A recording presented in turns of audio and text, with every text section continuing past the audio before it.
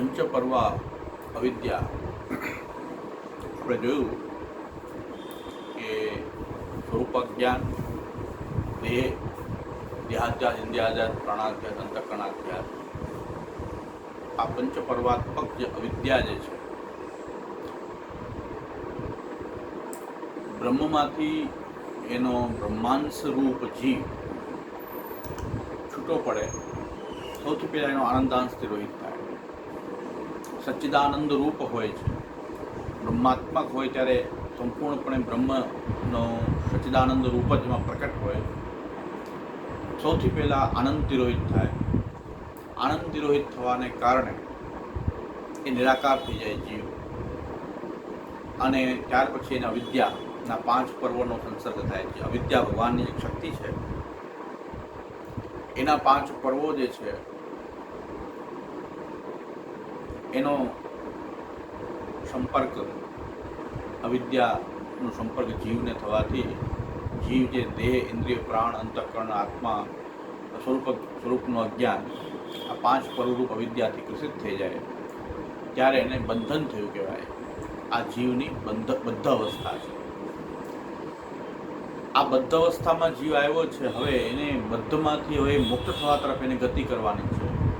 ફરીથી એનું પાછું મૂળ સ્વરૂપને પ્રાપ્ત કરવું, સચ્ચિદાનંદ એ બ્રહ્માંડ સ્વરૂપ, ફરીથી એનું સ્વરૂપને પ્રાપ્ત કરવા માટે આ અવિદ્યા જે છે, એના 5 પર્વરૂપ જે અવિદ્યા છે એ દૂર થાય. એ કેનાથી દૂર થાય? વિદ્યાથી દૂર થાય. તો વિદ્યાના પણ 5 પર્વ છે: વૈરાગ્ય, સાંખ્ય, યોગ, તપો, ભક્તિશ્ચ કેશવે. આ 5 પર્વ જે છે, વૈરાગ્ય, સાંખ્ય, યોગ, તપ અને ભક્તિ, આ 5 પર્વરૂપ જે વિદ્યાથી અવિદ્યા દૂર થવાથી, એ વિદ્યાનો સંપર્ક થવાથી અવિદ્યા દૂર થાય. વિદ્યા દૂર થવાને કારણે એમાં જે તિરોહિત થયેલો જે આનંદ જે છે એ પુનઃ જ્યારે પ્રકટ થાય ત્યારે ફરો એ સચ્ચિદાનંદ થઈ જાય. જીવ પાછો સચ્ચિદાનંદ રૂપ સચ્ચિત પ્રકટ છે, પણ આનંદ તિરોહિત હોવાને કારણે એમાં નિરાકારતા વગેરે આવી ગઈ છે. એ જીવ ફરી પાછો એ સચ્ચિદાનંદ રૂપ બ્રહ્મભાવ, બ્રહ્માત્મક એ ફરીથી થઈ જાય. એની માટેની સાધના કરવાથી આ વિદ્યા 5 પર્વરૂપ પંચપર્વાત્મક વિદ્યાની સાધના જે વેદોક્ત સાધનોથી કરવાથી એ અવિદ્યા દૂર થાય છે. પણ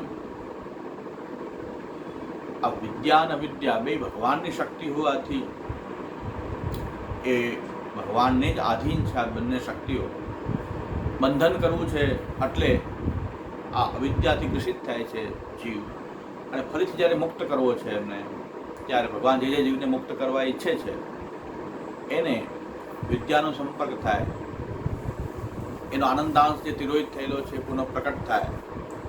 પછીની જે ગતિઓ જે છે એમને બ્રહ્મભાવ થવો, સાયુજ્ય થવું, અક્ષર સાયુજ્ય થવું, પુરુષોત્તમ સાયુજ્ય થવું, એ ભગવાનની ઈચ્છા અનુસાર એમની એ ગતિમાં પુનઃ એ પ્રાપ્ત થાય છે.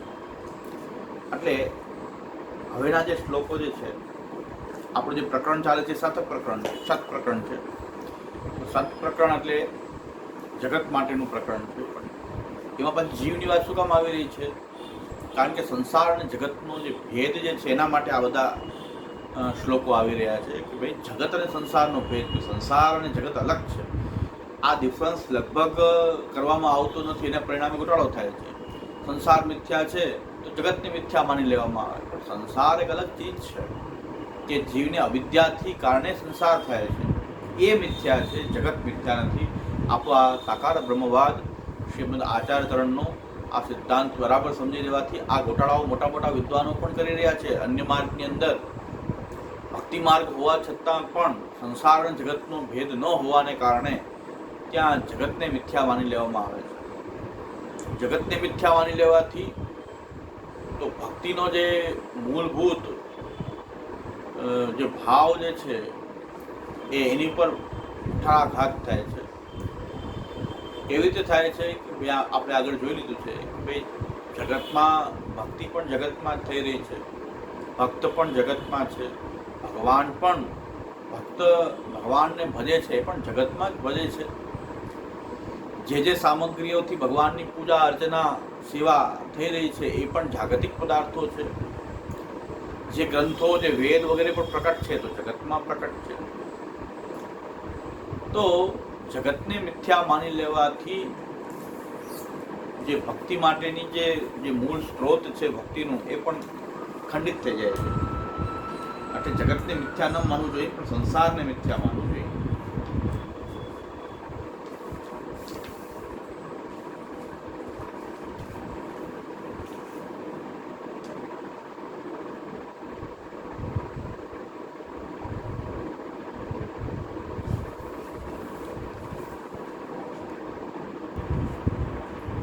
જગત સંસારના ભેદ માટે આપણે આ બધી ચર્ચા થઈ રહી છે કે સંસાર કેવી રીતે થઈ રહ્યો છે, કેવી રીતે બદ્ધ થઈ રહ્યો છે જીવ, કેવી રીતે મોક્ષ થઈ રહ્યો છે એનો. એ બધું સંસાર જે છે જીવને છે, જગત જે છે એ અલગ છે, સંસાર અલગ છે. સંસાર મિથ્યા છે, અવિદ્યાને કારણે છે, જગત અવિદ્યાને કારણે નથી. જગત તો ભગવાનનું જ રૂપ છે, અક્ષર બ્રહ્માત્મક છે, અક્ષર બ્રહ્મનો અંશ છે. એ ડિફરન્સ કરવા માટે અહીં જીવનું વાત થઈ રહી છે, એના બંધન અને મોક્ષની વાત થઈ રહી છે. અને આ જગત બ્રહ્મમાંથી પ્રકટ થયેલું છે એટલે બ્રહ્મનો પણ એ વિચાર થઈ રહ્યો છે. પણ પ્રકરણ છે અહીં સત પ્રકરણ છે.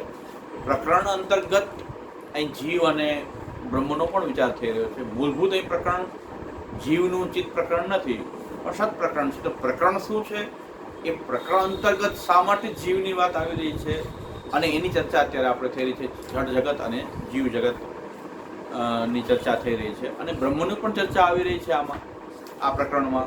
શું કામ? કે બ્રહ્મમાંથી આ જગત પ્રકટ થયું છે. આ જગત તો બ્રહ્મનું પરિણામ છે, એ મિથ્યા ન હોઈ શકે. સંસાર મિથ્યા છે, સંસાર અહંતા મમતાત્મક, એ સંસાર જ મિથ્યા છે. કારણ કે જ્ઞાન પર્યંત જે માયાવાદીઓ કહે છે કે આ જગત જ્ઞાન પર્યંત સ્થિતિ કરે છે એટલે જગત મિથ્યા છે, પણ જગત તો રહે જ છે. જ્ઞાનીની મુક્તિ થવાથી જગતનો લય નથી થતો, બહુ પ્રેક્ટિકલ વાત છે. પણ જે સંસારનો લય થાય છે એ જીવના સંસારનો લય થાય છે. એટલે સંસાર છૂટે છે, જગતનો લય થતો નથી. એ સમજાવવા માટે ચિત્ત પ્રકરણ અંતર્ગત જીવની બધા અવસ્થા, મુક્તાવસ્થા અને આ જગત જે છે એ બ્રહ્મનું પરિણામ છે. અવિકૃત પરિણામ હોવાને કારણે જગત પણ એ બ્રહ્મમાંથી પ્રકટ થયેલું બ્રહ્માત્મક જગત છે. સર્વમ ખલુ ઇદમ બ્રહ્મ, વેદનો જ આ સિદ્ધાંત છે, વૈદિક સિદ્ધાંત છે. એટલે અહીં બ્રહ્મની પણ ચર્ચા આવે છે, જીવની પણ આવે છે, પણ એ સમજાવવા માટે, સંસાર અને જગતના ભેદને સમજાવવા માટે. અને આ જગત જે છે સાક્ષાત બ્રહ્મનું પરિણામ છે. એટલે અવિકૃત પરિણામ હોવાથી એ અહીં બ્રહ્મનું પણ ઉલ્લેખ આવે છે. પણ પ્રકરણ આપણું ચાલે છે, સત પ્રકરણ છે. એટલે આજે આપણે આજના શ્લોકોમાં પંચપર્વ અવિદ્યાના 5 પર્વો આપણે જોયા.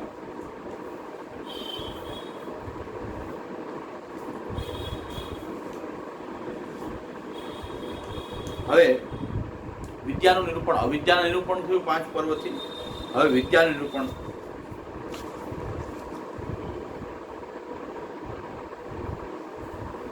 વિદ્યા અવિદ્યા નાશે તો જીવો મુક્તો ભવિષ્યતિ.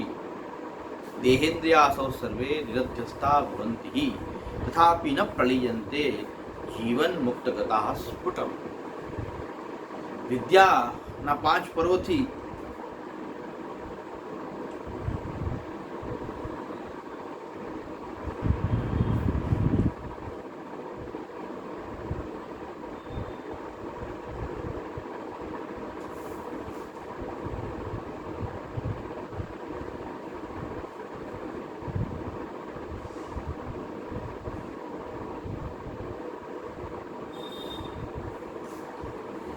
વિદ્યા એટલે જ્ઞાન.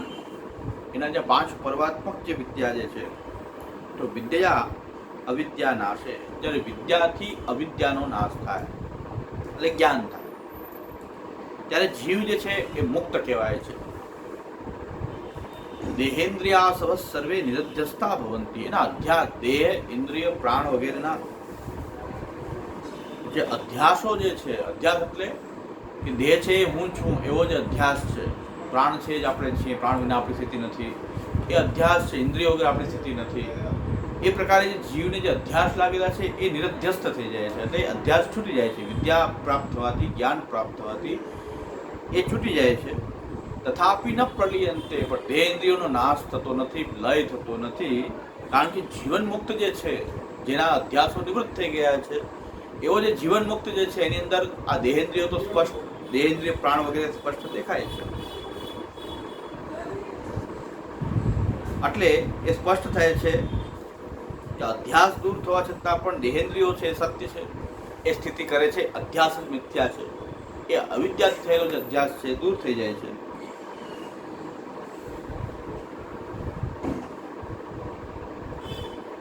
તો એ અધ્યાસ દૂર થઈ જાય છે એટલે સ્પષ્ટ થઈ જાય છે કે દેહ વગેરે જે છે એ પ્રપંચ મધ્યપાતી છે, એટલે કે એ જગતના અંદર રહેલા છે, એટલે એ સત્ય છે, એનો નાશ થતો નથી. પણ એનો અધ્યાસ છૂટી જાય છે, એટલે કે એના જે અધ્યાસ જે છે અવિદ્યાને કારણે થાય છે, એ સંસાર જે છે એ છૂટી જાય છે.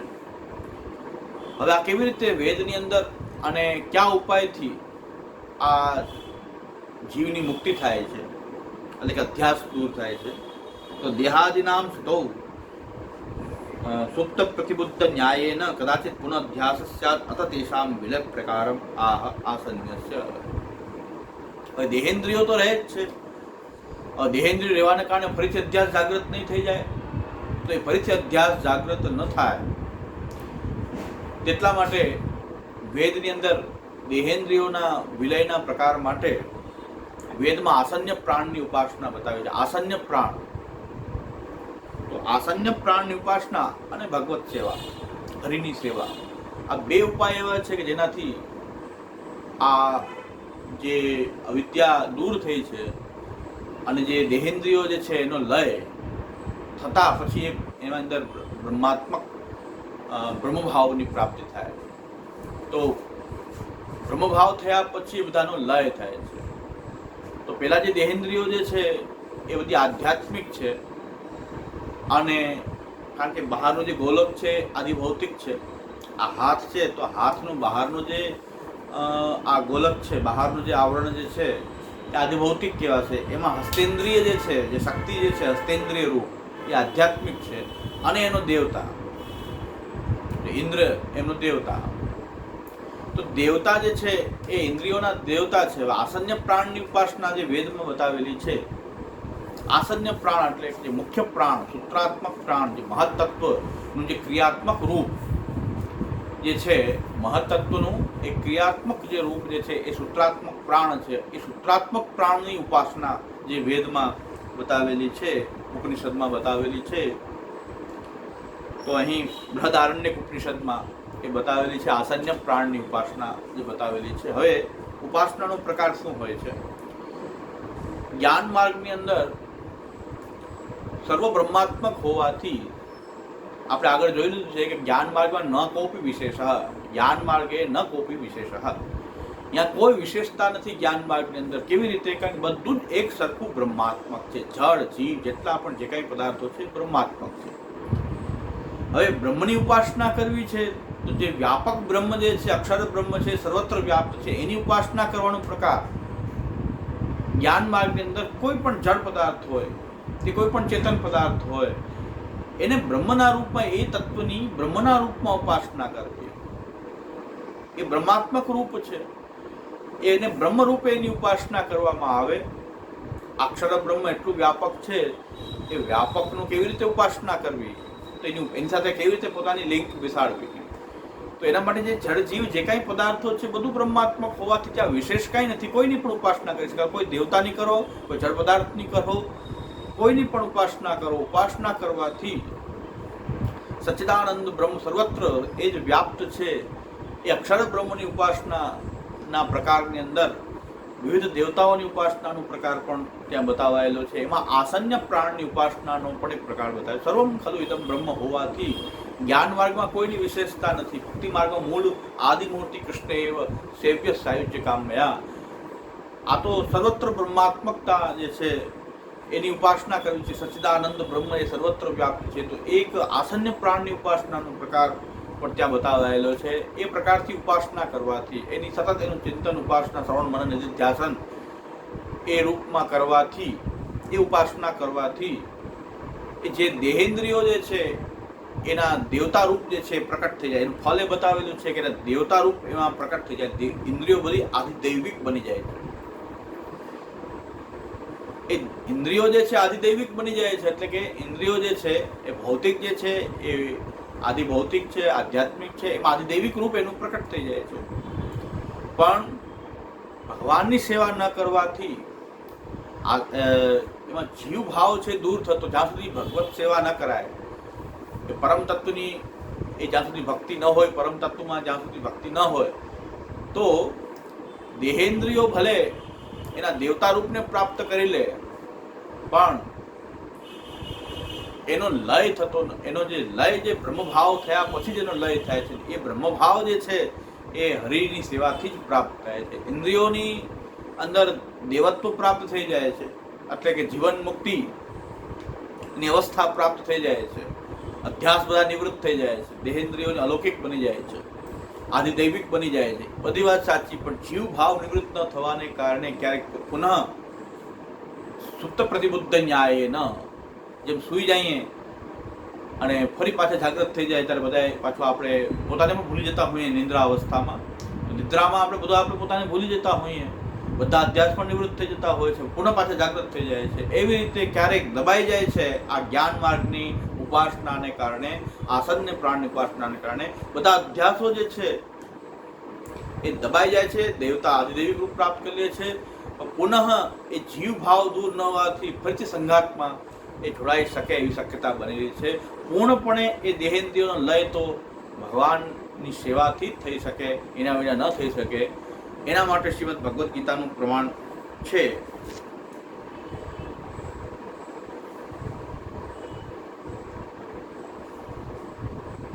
શ્રીમદ ભગવદ્ ગીતાની અંદર કહેવાયું છે, યો મામ ચ યો અવ્યભિચારેણ ભક્તિ યોગેન સેવતે સગુણાન સમિત્યેતાન બ્રહ્મ ભૂયાય કલ્પતે. મારી અવ્યભિચારી ભક્તિથી જ આ બધા ગુણોથી અતીત થઈને બ્રહ્મભાવની પ્રાપ્તિ તો એ મારી અવ્યભિચારી ભક્તિથી થાય છે. ભગવાનમાં ભક્તિ ન હોય તો ખાલી કોરું જ્ઞાન પણ તમને કદાચ આસન્ય પ્રાણની ઉપાસનાથી જીવન મુક્તિ તો પ્રાપ્ત થઈ જાય છે, અવિદ્યા દૂર થઈ જાય છે, પણ અવિદ્યા કદાચ દબાઈ ગયેલી છે, પાછી પુનઃ જાગૃત થઈ શકે છે. કેવી રીતે જાગૃત થઈ શકે છે? તો બ્રહ્મ ઉપર ભાર આપવાને બદલે હું મુક્ત છું એવો અભિમાન જાહેર થઈ ગયો. હવે અમે મુક્ત છીએ, હું અહમ બ્રહ્માસ્મિ, એમાં બ્રહ્મ ઉપર ભાર આપવાને બદલે અહમ ઉપર જો ભાર આવી ગયો તો પુનઃ સંઘાત જે છે એ લાગી જાય છે, અને ફરી સંઘાતની અંદર એ પાછી જે દબાઈ ગયેલી અવિદ્યા પાછી જાગૃત થઈ જાય છે. તો પૂરેપૂરી અવિદ્યા દૂર કરવાનો ઉપાય તો એક જ છે, યો મામ ચ યો અવ્યભિચારેણ ભક્તિ યોગેન સેવતે સગુણાન સમિત્યેતાન બ્રહ્મ ભૂયાય કલ્પતે. આ એક જ ઉપાય છે. હરિસેવા એ સંપૂર્ણ ઉપાય છે, ભગવત ભક્તિ એ સંપૂર્ણ ઉપાય છે. બાકી જ્ઞાનીનો જીવન મુક્તિ પછી પણ પાછો સંઘાતમાં પ્રવેશ થઈ શકે છે. પુનઃ પાછી અવિદ્યા જે છે, દબાઈ ગયેલી અવિદ્યા પુનઃ પાછી વ્યાપ્ત કરી શકે છે. પણ હરિસેવાથી સંપૂર્ણપણે બ્રહ્મભાવ થઈ અને દેહેન્દ્રિયોનો લય થઈ અને ભગવાનનો બ્રહ્માત્મક થઈ અને બ્રહ્માનંદિયા, ભજનાનંદિયા, સ્વરૂપાનંદ ની સ્થિતિ પણ હરિસેવાથી બધું જ પ્રાપ્ત થઈ જાય છે. હરિસેવા એક અંતિમ ઉપાય છે. એટલે મહાપ્રભુજી ભક્તિ માર્ગનો ઉપદેશ કરે છે કે સંપૂર્ણપણે એ જે છે આવાગમન જે છે એ ભક્તોનું જ મટે છે. જ્ઞાન માર્ગમાં પણ ક્યાંક ને ક્યાંક એ ફરીથી આ અધ્યાસો ફરીથી પુનઃ જાગૃત થવાનો સુપ્ત પ્રતિબુદ્ધ ન્યાયેન કદાચિત પુનઃ અધ્યાસ સ્યાત. અતઃ તેષામ વિલય પ્રકારમાં કે આસન્ય પ્રાણની ઉપાસના દેવતા ભાવ પ્રાપ્ત થાય છે. હરિસેવાથી જે છે એ બ્રહ્મભાવાત લયો હવે એનાથી લય પ્રાપ્ત થાય છે, દેહેન્દ્રિયો વગેરેનો લય થઈ જાય છે. એટલે આસન્યસ્ય હરેર્વાપી સેવયા દેવભાવતઃ ઇન્દ્રિયાણામ તથા સ્વસ્ય બ્રહ્મભાવાત લયો ભવે. આસન્ય પ્રાણની ઉપાસના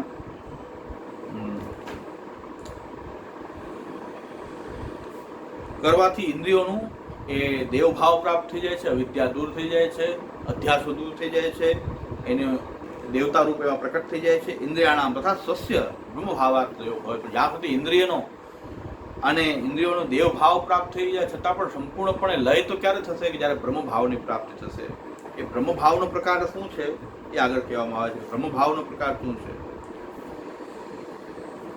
શ્રી આચાર્યચરણ આજ્ઞા કરે છે કે હરે હે સેવયા સર્વમ ઇતિ ભગવત શાસ્ત્રમ. હરિની સેવાથી તો બધું જ પ્રાપ્ત થઈ જાય છે. દેવતા ઇન્દ્રિયોના દેવતા રૂપ પણ પ્રાપ્ત થઈ જશે. આ તો ખાલી આસન્ય પ્રાણની ઉપાસના કરશે, ઇન્દ્રિયોની દેવતા રૂપ પ્રાપ્ત થઈ, જીવન મુક્તિ પ્રાપ્ત થશે, જ્ઞાનીની મુક્તિ પ્રાપ્ત થશે. ફરી પાછો સંઘાતમાં જવાનો ભય તો રહે જ છે, પણ હરિ સેવા કરવાથી જ્યારે જો જ્ઞાની હોય અને જો ભગવાનને ભજતો હોય, એટલે શ્રી મહાપ્રભુ વલ્લભાચાર્ય ચરણ આજ્ઞા કરે છે જ્ઞાની ચેત ભજતે કૃષ્ણમ તસ્માન નાસ્ત્યધિક પરઃ. જ્ઞાની જો ભક્ત ન હોય તો પાછો હું જ્ઞાની છું, હું અહંકાર એ પાછું જાગૃત થઈ જશે. એના કારણે હું મુક્ત છું એવા અહંકારમાં પ્રેરાઈને એ પાછા બધા જ લોકો જે છે એ અવિદ્યા પુનઃ ગ્રસિત થઈ જશે, અવિદ્યામાં ગ્રસિત થઈ જાય.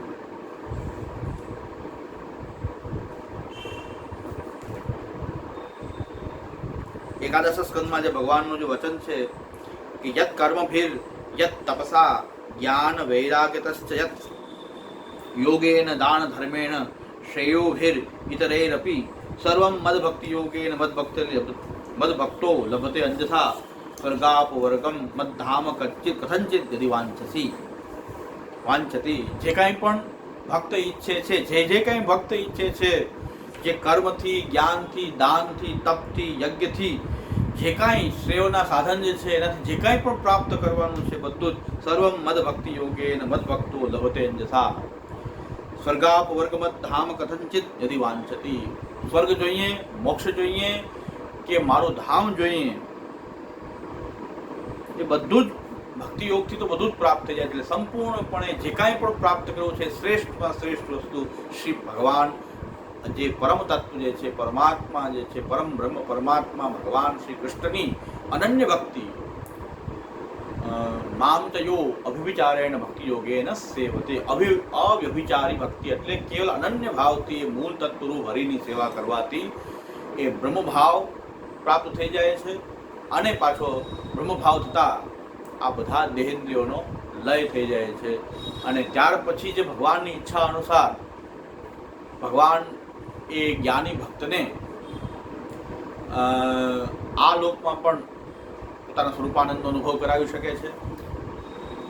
દેહ છૂટ્યા પછી એને પોતાના શ્રીઅંગમાં આભરણ રૂપથી વિવિધ આભરણોના રૂપમાં પોતાના શ્રીઅંગમાં સાયુજ્ય પ્રાપ્ત કરાવે, અથવા અક્ષર બ્રહ્મનું સાયુજ્ય પ્રાપ્ત થાય, સંપૂર્ણપણે બ્રહ્માત્મક બની જાય અને અક્ષર બ્રહ્મમાં વિલીન થઈ જાય. તો એ બધું જ ભગવાનની ઈચ્છા અનુસાર, બધી ગતિ જે છે એ ભગવાનની ઈચ્છા અનુસાર થાય છે. એટલે જે કંઈ ફલ જે છે એ અંતર્યામી ભગવાનની ઈચ્છા અનુસાર જેને જે ફલ આપવું હોય છે એની પ્રેરણા અનુસાર એ ફલ પ્રાપ્ત થાય છે. એટલે ફલ આપનાર તો ઈશ્વર જ છે, એ સ્વતંત્ર છે. આ બધી જે સાધનાઓ જે છે એ ઈશ્વર ઈચ્છા, ફલદાન કરવા માટે તો બધી સાધનાઓ સીધી ફલ આપતી નથી, પણ ફલ આપનારો તો ઈશ્વર છે, પરમાત્મા છે, પરમ તત્વ જે છે. એટલે પરમ તત્વની ભક્તિપૂર્વક, પરમ તત્વની અંદર પ્રેમપૂર્વક જો સાધના કરવામાં આવે તો જ એ સાધના સફળ થતી હોય છે. પછી કર્મમાર્ગી સાધના હોય કે જ્ઞાન માર્ગી સાધના હોય કે ભક્તિ માર્ગી સાધના હોય. એટલે ભક્તિ એ સર્વશ્રેષ્ઠ કામ છે કે ભક્તિથી તો બધું પ્રાપ્ત છે. જે કર્મથી, જ્ઞાનથી જે કાંઈ મેળવવાનું છે એ આપણે નથી કહેતા, શ્રીમદ ભાગવત કહે છે, શ્રીમદ ભગવદ્ ગીતા કહે છે કે એ મારી ભક્તિથી, અવિચારી ભક્તિથી સગુણાન સમિત્યેતાન બ્રહ્મ ભૂયાય કલ્પતે. એ બ્રહ્મભાવની પ્રાપ્તિ એ મારી ભક્તિથી પ્રાપ્ત થાય છે, મારામાં પરમ પ્રેમથી પ્રાપ્ત થાય છે. હવે બ્રહ્મભાવનો પ્રકાર શું છે? એ બ્રહ્મભાવ કેવો હોય છે? તો કહે છે આનંદાંશ પ્રકાશાધિ બ્રહ્મભાવો ભવિષ્યતિ સાયુજ્યમ વા અન્યથા તસ્મિન ઉભયમ હરિસેવયા. આનંદાંશ પ્રકાશાધિ,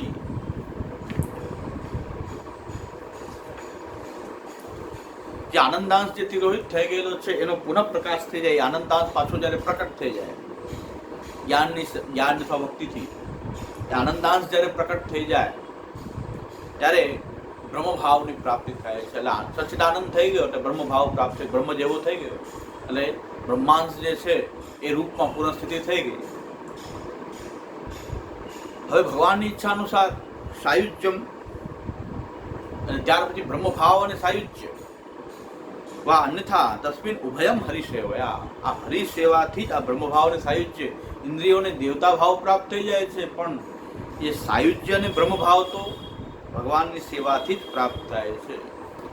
જો ભગવાનની ભક્તિ ન હોય, ભગવાનની સેવા ન હોય તો પુનઃ સંઘાતમાં પ્રાપ્ત થઈ જવાય છે. પુનઃ આરુહ્ય પુચ્છેણ પરમ પદ તતઃ પતંત્ય અધો અનાદતિ યુષ્મદંઘ્રયઃ. શ્રીમદ ભાગવત તૃતીય સ્કંદમાં કહેવાયું છે, બહુ ઊંચે સુધી જ્ઞાની પહોંચીને પણ જો ભગવાનથી વિમુખ રહે તો એ આપના ચરણારવિંદથી વિમુખ રહે તો પુનઃ પાછો પડી જાય છે, ઉપરથી પણ પાછો એ નીચે પડી જાય છે.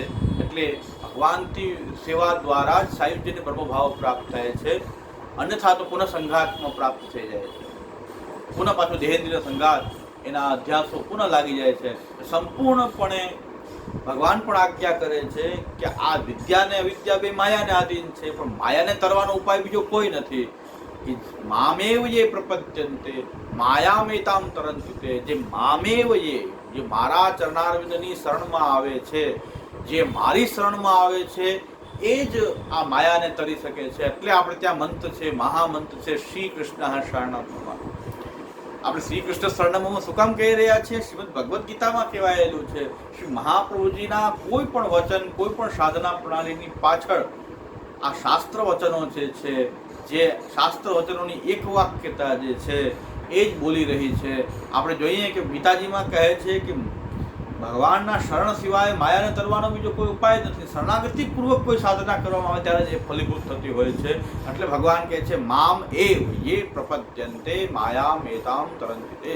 જે મારી શરણે આવે છે એ જ આ માયાને તરી શકે છે. કોઈ પણ સાધન કરવામાં આવે પણ ભગવત શરણાગતિપૂર્વક કરવામાં આવે તો એ માયાને તરી શકાય. જ્યાં સુધી માયાને તરી શકાતી નથી, વિદ્યા પ્રાપ્ત થઈ જાય તો અવિદ્યાનું ઉપમર્દન થઈ જાય, શુદ્ધ પ્રતિબુદ્ધિ ન્યાયથી પુનઃ જાગૃત થઈ શકે છે. સંપૂર્ણપણે માયાને તરવી જવી હોય તો વિદ્યા અવિદ્યા બે માયાને આધીન છે, એને પણ તરી જવું હોય તો એની માટે ઉપાય જે છે એ છે ભગવાનની શરણાગતિ. એટલે સાયુજ્યમ વા અન્યથા તસ્મિન ઉભયમ હરિસેવયા. આનંદાંશ જે પ્રકટ થઈ જાય તો બ્રહ્મભાવ પ્રકટ થઈ ગયો અને ત્યાર પછી ભગવત સાયુજ્ય પ્રાપ્ત થાય. તો એ સાયુજ્ય અને બ્રહ્મભાવ તો હરિની સેવાથી જ થઈ શકે, બાકી તો પુનઃ પાછું સંઘાતની અંદર પ્રાપ્તિ થઈ જાય છે. એટલે સંપૂર્ણપણે બંધનમાંથી મુક્ત થવાનો ઉપાય તો હરિ સેવા જ છે. એટલે શ્રી આચાર્ય ચરણ આજ્ઞા કરે છે કૃષ્ણ સેવા સદા કાર્યા.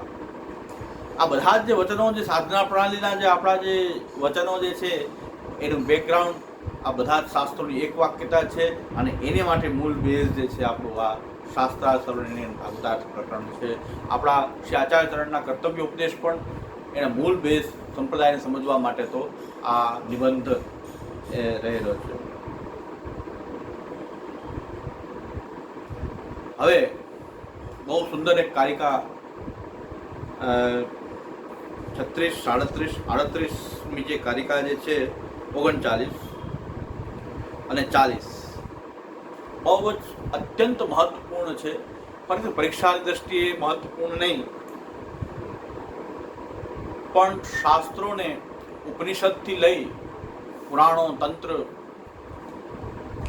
આ બધા જે શાસ્ત્રો જે છે એમાં સૃષ્ટિના પ્રકારનો અલગ અલગ પ્રકારથી વર્ણન પ્રાપ્ત થાય છે.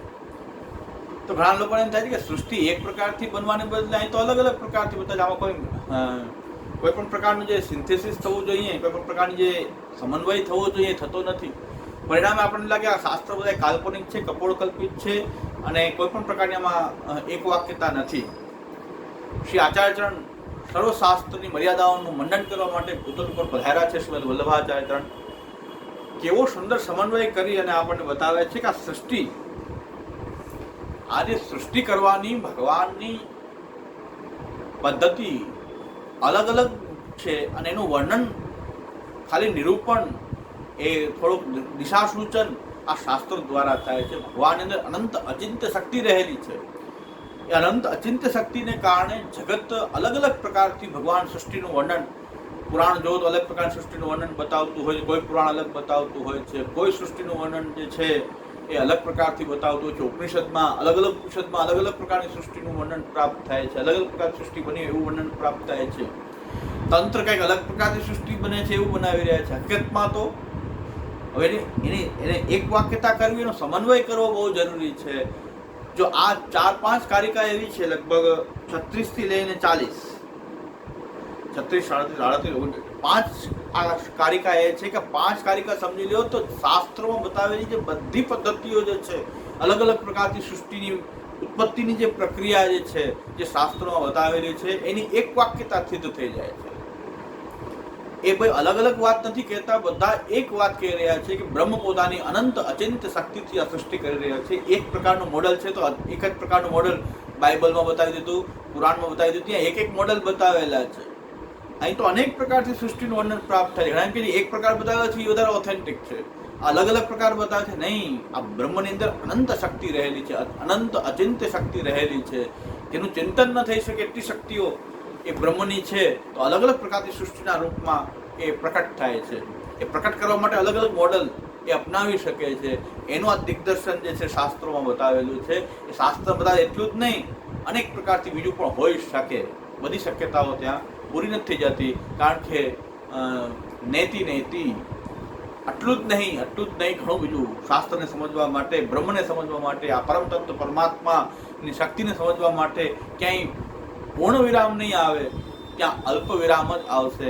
ન ઇતિ આટલું જ નહીં, આનાથી ઘણું બધું આગળ પણ હોઈ શકે. ત્રિપાદ ઉર્ધ્વ ઉદેત પુરુષ પાદોશ્ય, થોડુંક જ પ્રકટ થયું છે, એક પાદની આ સૃષ્ટિ પ્રકટ થઈ છે. એની અનંત શક્તિથી અનંત પ્રકારથી સૃષ્ટિ કરવાની પદ્ધતિ એ શાસ્ત્રોમાં વર્ણવાયેલી છે. એટલે આ સમજી લેવામાં આવશે તો કોઈ પણ શાસ્ત્ર સમજવામાં ક્યાંય પણ પ્રોબ્લેમ નહીં આવે. કોઈ પણ પ્રકારની અલગ પ્રકારની સૃષ્ટિ બે શાસ્ત્ર જોઈ રહ્યા છે, ઉપનિષદ કંઈક અલગ કહી રહ્યું છે, એક ઉપનિષદ કંઈક અલગ કહી રહ્યું છે, પુરાણ કંઈક અલગ કહી રહ્યું છે, બીજું પુરાણ કંઈક અલગ કહી રહ્યું છે, તંત્ર અલગ કહી રહ્યું છે, તો પણ આપણને ક્યાંય પણ મગજની અંદર શ્રી આચાર્ય ચરણની કૃપા, શ્રીમદ વલ્લભાચાર્ય ચરણની કૃપાથી આપણને ક્યાંય પણ એમાં કોઈ વિક્ષેપ થતો નથી. અને આપણે સમજી શકીએ છીએ કે ભગવાનની સૃષ્ટિ કરવાની અનંત અચિંત્ય શક્તિ, એટલે જે ભગવાન છે એને તમે પૂરેપૂરો પાર પામી નથી શકતા. એ જ ભગવાન છે. એ ભગવાનની એટલી મહાનતા છે, આ એમ મહાત્મ્ય છે. એવા ભગવાનની તો કેવલ શરણાગતિ જ કરી શકાય. શ્રી કૃષ્ણ શરણાગતિમાં તો સૃષ્ટિ પ્રક્રિયાથી ભગવાન મહાત્મ્ય એ સિદ્ધ કરવામાં આવે છે. એ પરમાત્માની શરણમાં રહેવાની ભાવના જ એ શાસ્ત્રો તથા ભગવાન મહાત્મ્ય વર્ણન કરી રહ્યા છે. હકીકતમાં સૃષ્ટિ કરવાથી તો ભગવાનના મહાત્મ્યનું ગાન થઈ રહ્યું છે, પણ મહાત્મ્ય નથી, એટલું જ નથી ભગવાનનું મહાત્મ્ય કે જે ગાઈ રહ્યા છે એટલું જ મહાત્મ્ય નથી. પણ એ જેટલું ગવાઈ રહ્યું છે, જેટલું કહેવાય રહ્યું છે, એનાથી બ્રહ્મનું મહાત્મ્ય પ્રકટ થઈ રહ્યું છે આપણા માટે. ત્યાં બ્રહ્મ માટે એટલું જ મહાત્મ્ય છે, એની માટે તો આ બહુ ક્ષુદ્ર બાબત છે. સત્ય સંકલ્પ હોવાને કારણે સંકલ્પ કરવા માત્રથી જે પ્રકારથી સંકલ્પ કરે એ પ્રકારની સૃષ્ટિનું સર્જન થઈ જતું હોય છે. અનંત કોટી બ્રહ્માંડ એના સંકલ્પ માત્રથી પ્રકટ થતા હોય છે. એના માટે આ મહાત્મ્ય નથી.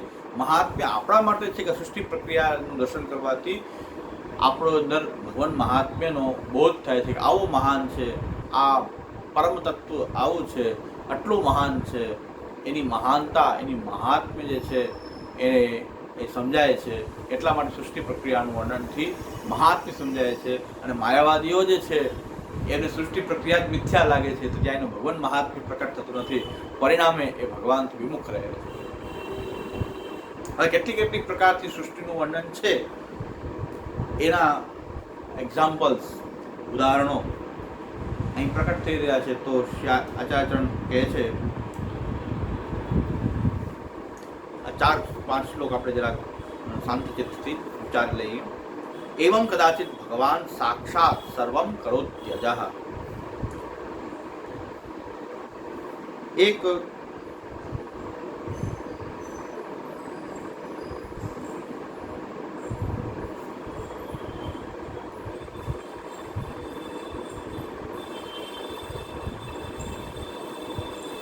એક સાક્ષાત ભગવાન પોતે જ પોતાના સ્વરૂપમાંથી એક સૃષ્ટિ પ્રકટ કરે છે.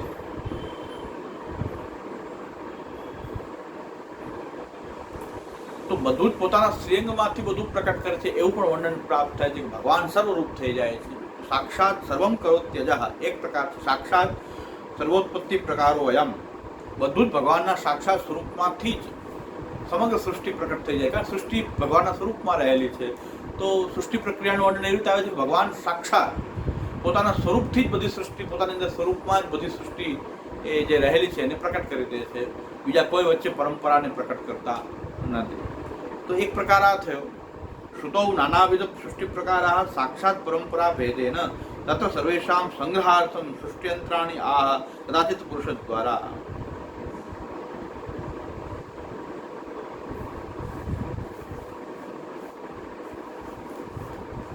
एवं कदाचित भगवान साक्षात सर्वं करोत्यजः। ભગવાન પોતાના સાક્ષાત સ્વરૂપથી કોઈ પણ પરંપરા ઊભી કર્યા વગર એટલો સમર્થ છે કે પરંપરાથી સૃષ્ટિ કરવી એવું જરૂર નથી.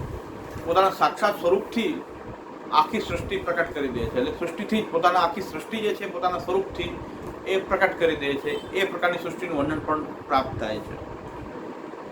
બીજું પુરાણોની અંદર જે સૃષ્ટિનો પ્રકાર જે છે પરંપરા ભેદથી બતાવવામાં આવ્યું છે કે કદાચિત પુરુષ દ્વારા કદાચિત પુનરન્યથા कदाचित सर्व आत्मैव भवति ही जनार्दन। पुराणे पुरुष द्वारा सृष्टि प्रसिद्धाः पुरुषादि नाम द्वारत्वमेव। पहला पुरुष रूप धारण करे भगवान, ये पहला पुरुष रूप धारण करे। ये पुरुष साक्षात प्रकृति અને પુરુષ, એ પુરુષ રૂપ પહેલા ધારણ કરે ભગવાન. અને પુરુષ એટલે એ અક્ષર પુરુષ, એ સાક્ષાત અક્ષર બ્રહ્મનો અંદર એ ચેતના આનંદ જાગતિરોહિત જેવો કરે અને પુરુષ રૂપ પ્રકટ કરે અને એના અંતર્યામી રૂપે પોતે એમાં અંદર પ્રવિષ્ટ થાય.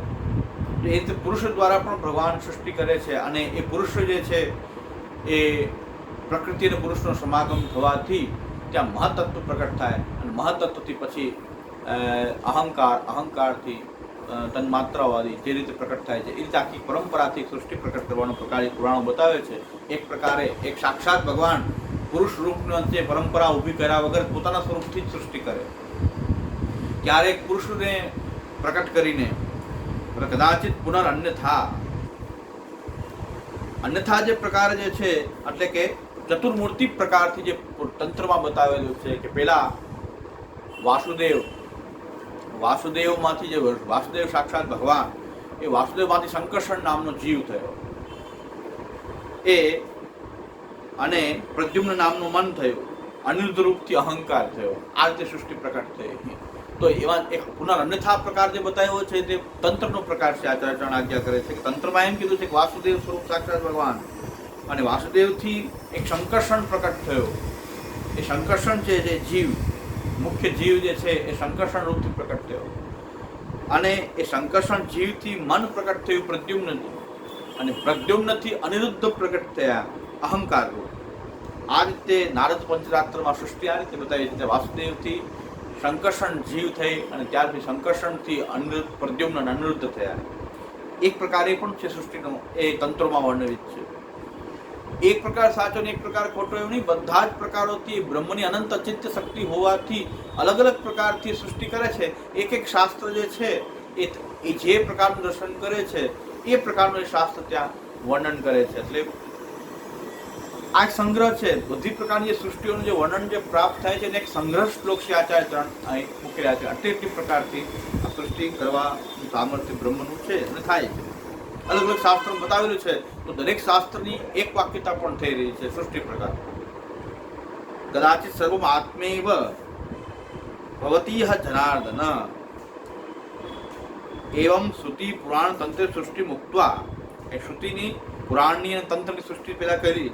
હવે બૃહદારણ્યક ઉપનિષદની અંદર સ આત્મન્મેવા વેદ અહમ બ્રહ્માસ્મિતિ તસ્માત સર્વમ અભવત. આત્મનમેવા વેદહમ બ્રહ્માસ્મિતિ તસ્માત સર્વમ અભવત. બૃહદારણ્યક ઉપનિષદમાં ઇત્યાદિષુ સાક્ષાત પ્રપંચ રૂપતા નિરૂપતા. એક એવી સૃષ્ટિ નિત્યલીલાની જે સૃષ્ટિ આપણે જેને કહીએ છીએ કે જેમાં સચ્ચિદાનંદ પ્રકટ જ રહે છે.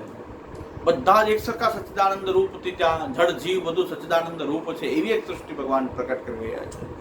એ સૃષ્ટિનું વર્ણન ત્યાં સાક્ષાત સર્વમ આત્મૈવ ભવતી જનાર્દન. એ જનાર્દન સર્વાત્મક બધા એક સરખા એ બની ગયા છે.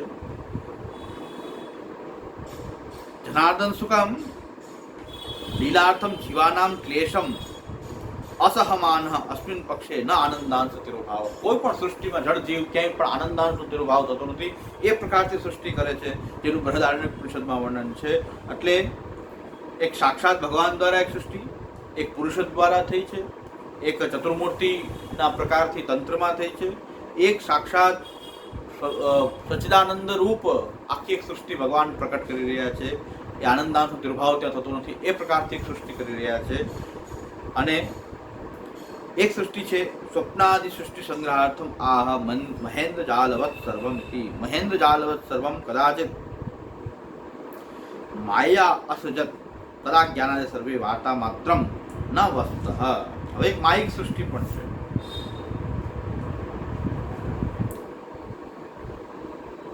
માયિક સૃષ્ટિનું વર્ણન છે એટલે કે ભ્રમ, સંસાર, સ્વપ્ન, આ બધી જે સૃષ્ટિ જે છે એ પણ એક અંતરા સૃષ્ટિ છે. માયાવાદીઓ જે માયિક સૃષ્ટિનું વર્ણન કરે છે એ પણ એક સૃષ્ટિ છે, પણ સૃષ્ટિ માત્ર માયિક નથી, એટલો ભેદ છે. જે માયાવાદીઓ જે માયિક સૃષ્ટિનું વર્ણન કરે છે માયિક સૃષ્ટિ નથી, ભ્રમની સૃષ્ટિ, વિવર્તની સૃષ્ટિ, મહેન્દ્ર જાલવત સર્વમ. જેમ જાદુગર કોઈ ખેલ કરે અને એ પ્રકારની એમાં જે કોઈ ભ્રમ ઉત્પન્ન થઈ જાય, સ્વપ્નમાં કોઈ પદાર્થો આપણને દેખાઈ રહ્યા છે, તો એ માયા અસુજત, એ માયાથી ભગવાન એ સૃષ્ટિનું સર્જન કરે છે. ત્યાં તદા જ્ઞાનાદય, ત્યાં જ્ઞાન વગેરે જે છે એ ખાલી વાર્તા માત્રમ, ખાલી કહેવા પૂરતા જ હોય છે.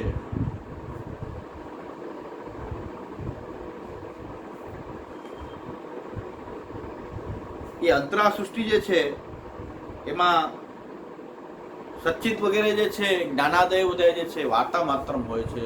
વસ્ત ક્યાં હોતું, સ્વપ્નમાં જે પદાર્થ દેખાય વસ્ત નથી હોતો, માયિક સર્જન હોય છે. એટલે અંતરા સૃષ્ટિ જે છે એ આખી સૃષ્ટિનું વર્ણન જે છે એ માયિક સૃષ્ટિ જે છે, એટલે પાંચમી આ પ્રકારની સૃષ્ટિ છે. એક સાક્ષાત સૃષ્ટિ, ત્યાર પછી પુરુષ દ્વારા, ત્યાર ચતુર્મૂર્તિ પ્રકારથી, પછી એક આનંદાંશ તિરોહિત ન થઈને ભગવાન સ્વરૂપ થઈ જાય છે એવી સૃષ્ટિ, એક માયિક સૃષ્ટિ, અને વેદિકમ અપરામ સૃષ્ટિ મહા. એક બીજી વેદમાં પણ બીજી એક સૃષ્ટિ જે પ્રાપ્ત થાય, તૈત્રીય ઉપનિષદમાં જે પ્રાપ્ત થાય છે, વેદ આદિ જગત સૃષ્ટવા તદાવિશ્ય વિરૂપતઃ જીવંતર્યામી ભેદેન ક્રીડતિ સ્મ હરિ ક્વચિત. હવે આ એક છઠ્ઠો પ્રકાર બતાવ્યો છે કે પેલા સૌથી પહેલા તસ્માદ વા એતસ્માદ આત્મન આકાશ સંભૂત આકાશાદ વાયો વાયો અગ્નિરાપઃ.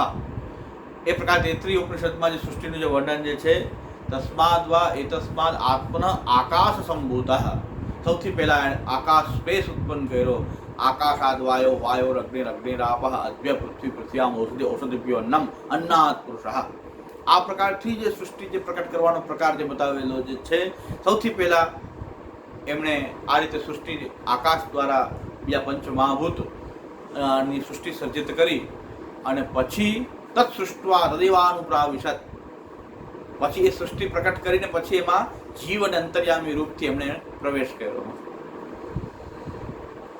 અને એમાં પાછા બે પ્રકાર જોવા મળે છે કે જીવન અંતર્યામી રૂપથી વેદાદિ દ્વારા આકાશ વગેરે પ્રકટ કરી અને એમાં જીવંતર્યામીથી પ્રકટ થઈ જીવંતર્યામી અંદર પ્રવિષ્ટ થયા, જીવન અંતર્યામી રૂપથી અંદર પ્રવિષ્ટ થયા. અને બીજું સૃષ્ટિ પ્રકટ થઈને અંદર જ પ્રકટ થયેલી જે સૃષ્ટિમાં જીવંતર્યામી ભાવ એ પછી અંદરથી પ્રકટ થયા. બહાર જીવંતર્યામી અંદર પ્રવિષ્ટ થયા એમ નહીં, પણ અંદર જ જીવન અંતર્યામી ભાવ એ પ્રકટ થઈ ગયા. એ બે પ્રકારથી સૃષ્ટિનું વેદમાં નિરૂપણ પ્રાપ્ત થાય છે. એટલે વેદાદિ જગત સૃષ્ટવા તદાવિશ્ય દ્વિરૂપતઃ જીવંતર્યામી ભેદેન જીવાંતર્યામી ભેદેન ક્રીડતિ સ્મ હરિક્વચિ. આ રીતે ભગવાન એમાં ક્રીડા કરે છે. એટલે આકાશમ સૃષ્ટવા તદ્વારામ વાયુમ ઇત્યાદિ અસ્મિન પક્ષે જળાનામ પૂર્વદેવ વ્યવસ્થા. પેલાની જેમ જળની વ્યવસ્થા તો એવી જ છે, પણ જીવંતર્યામી ભેદે ભિન્ન પ્રકારમાં તદાવિશ્યેતિ પૂર્વકલ્પેશુ જીવન અંતર્યામીનો પ્રવેશ, પેલામાં જીવન અંતર્યામીનો પ્રવેશ થાય છે, પણ અસ્મિન કલ્પે પ્રવિષ્ટ જીવંતર્યામી ભાવ, જે અંદર પ્રવિષ્ટ થયો એ બે ભાવ ધારણ કરી લે છે જીવન અંતર્યામી વૃત્તિ. એવં ષડભેદાન ઉક્ત્વા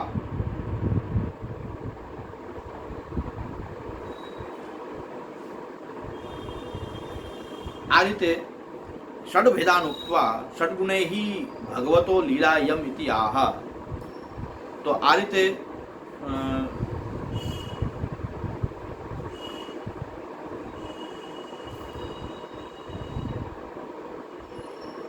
છ પ્રકારથી સૃષ્ટિનું વર્ણન કર્યું. છ પ્રકાર શું કામ કર્યું? કે ભગવાન ષડગુણપૂર્ણ છે. માયાવાદીઓ ષડગુણપૂર્ણ જે ભગવાનને મિથ્યા માને છે, બ્રહ્મને એ નિર્ગુણ માને છે, પણ મહાપ્રભુજી કેટલી સુંદર રીતે આ સૃષ્ટિ કરવાનું સામર્થ્ય જે છે ભગવાન એ બ્રહ્મનું જ છે. એટલે છ પ્રકારથી ષડગુણ ભગવાન અને બ્રહ્મ બે એક જ છે. ભગવતો લીલા યમ, અને આ જે છે ભગવાનની લીલા છે, અને આવી લીલા ભગવાન કરે છે. આ એની ભગવાનની સૃષ્ટિ પ્રકટ કરવાની ક્રીડા માત્ર છે. एवं एक कथम अनेकता सृष्टि सृष्टिम करोति इति आशंक्य आह. एक जे छे अनेक प्रकार सृष्टि केवी रीते करी शके? तो कहे छे अचिंत्य अनंत शक्ति तद यद एतद उपपद्यते अतएव श्रुतौ भेदा सृष्टिरुक्ता अनेकधा.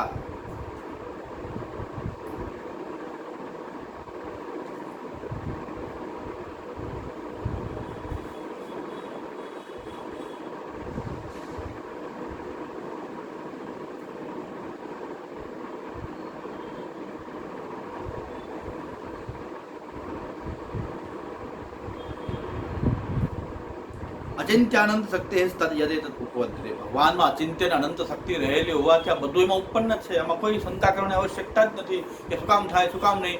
જેને બ્રહ્મને અનંત શક્તિવાળો નથી માનતા એની અંદર એને શંકા થાય છે. જે બ્રહ્મને અનંત શક્તિવાળો ભગવાન પરમાત્મા અનંત શક્તિવાળો છે, તો એની અનંત શક્તિને કારણે અનેક પ્રકારની સૃષ્ટિ કરવાનું એનું સામર્થ્ય રહેલું છે. અતએવ શ્રુતૌ ભેદા સૃષ્ટિરુક્તા અનેકધા. અતએવ શ્રુતૌ ભેદા સૃષ્ટિરુક્તા અનેકધા. એટલે શ્રુતિની અંદર આ સૃષ્ટિના અનેક ભેદ બતાવેલા છે, અને આ એક સૃષ્ટિ એક સૃષ્ટિનું વર્ણન છે, એના અનેક ભેદ હોઈ શકે છે. શ્રુતો નાના પ્રકાર સૃષ્ટિ ભેદા સહસ્રતો નિરૂપિતા.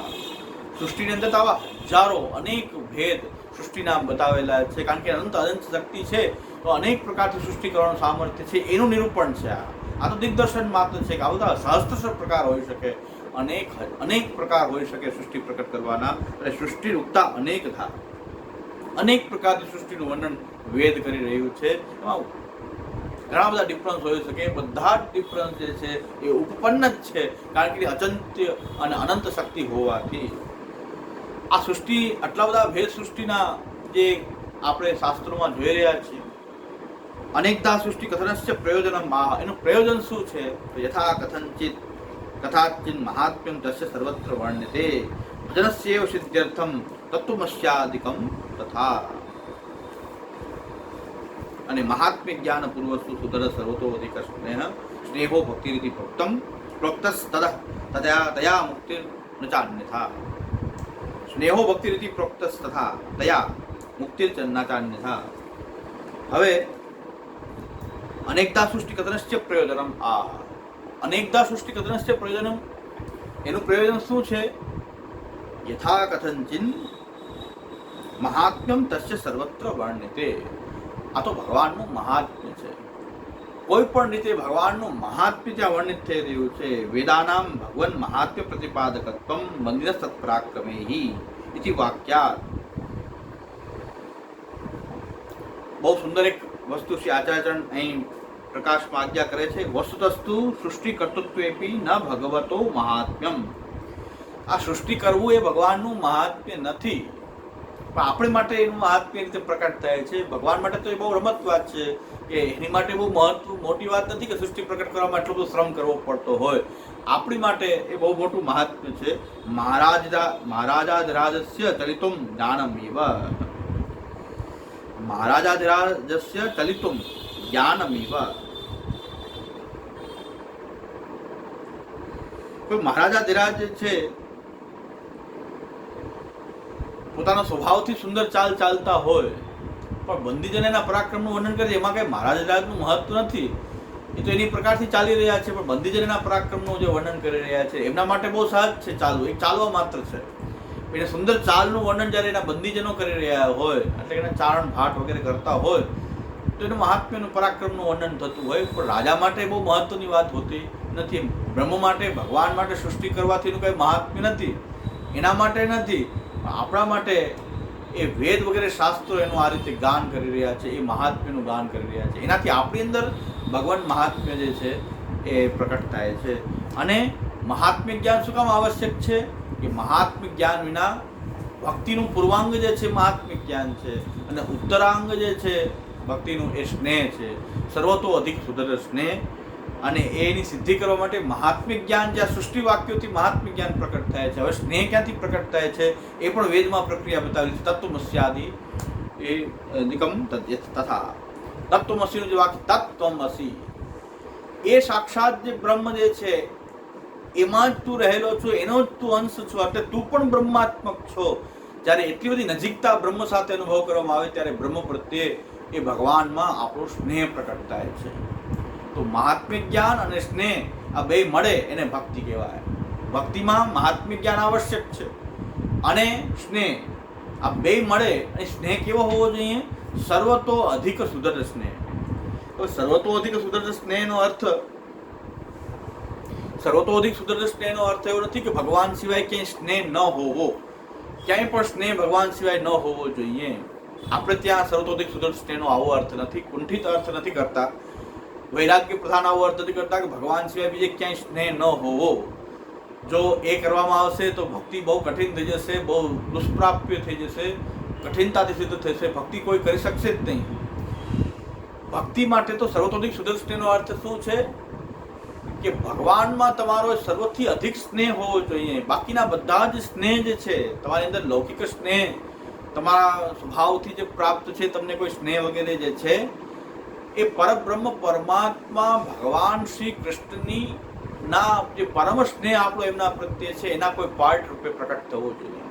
તમારો કંઈ પણ લોકમાં તમને સ્નેહ કરવાની મનાઈ નથી, તમારે ક્યાંય રાગ ન હોવો જોઈએ એમ નહીં, પણ એ રાગ ભગવાન શ્રી કૃષ્ણમાં સૌથી ઉત્કૃષ્ટ રાગ જે છે એના પાર્ટ રૂપે તમે દરેક સૃષ્ટિમાં પણ તમે તમારા લૌકિક સ્વજનોમાં પણ તમે જે સ્નેહ કરો, પરિવારમાં સ્નેહ કરો, સમાજમાં સ્નેહ કરો, એ સ્નેહ પરમ તત્વ પરમાત્મા ભગવાન શ્રી કૃષ્ણના સ્નેહના પાઠથી એ પ્રકટ થવા જોઈએ. સૌથી અધિક સ્નેહ ભગવાનમાં હોય અને એટલો મોટો હોય કે બધા જ સ્નેહ જે છે એના અંગભૂત બની જાય. એ પ્રકારથી તમે સર્વતોધિક સુદૃઢ સ્નેહ એ ભક્તિ છે. અને એવી સાધનની પ્રણાલી આપણે ત્યાં ભક્તિની શ્રી આચાર્યચરણે ભગવત સેવાના માધ્યમથી પ્રકટ કરી છે, જે આપણી સાધના પ્રણાલીમાં આપણે તમે ષોડશ ગ્રંથનો અભ્યાસ કરશો ત્યાં પ્રાપ્ત થશે.